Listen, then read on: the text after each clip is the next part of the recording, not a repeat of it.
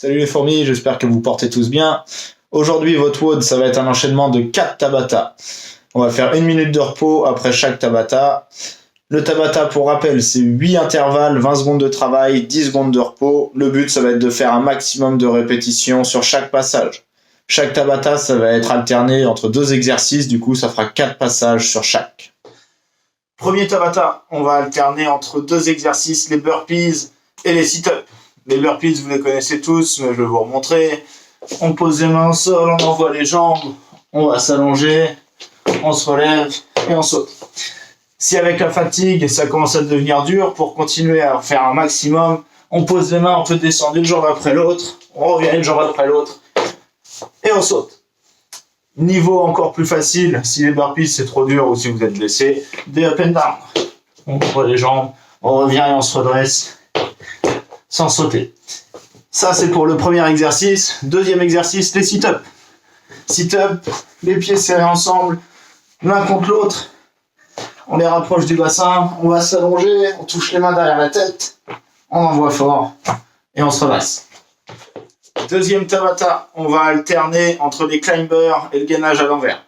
Les climbers, gainage bras tendus, les bras ils sont bien verrouillés, les épaules au-dessus des poignets. On se met en position de holo. On monte un genou à la poitrine sans poser le pied au sol. On renvoie l'autre et on alterne. Ça, c'est pour le premier exercice. Deuxième exercice, gainage à l'envers.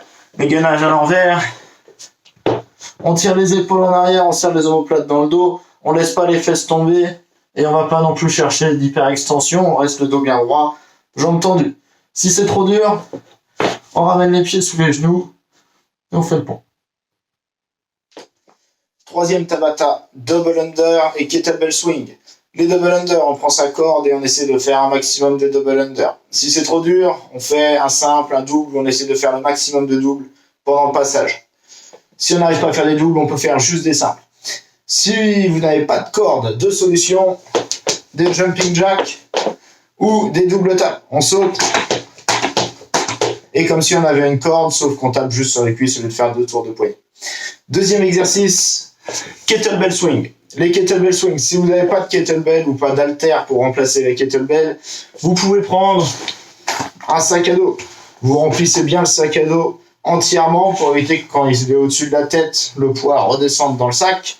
Mettez pas trop lourd dedans pour éviter que ça craque et ne prenez pas par les sangles, prenez par le bord du sac.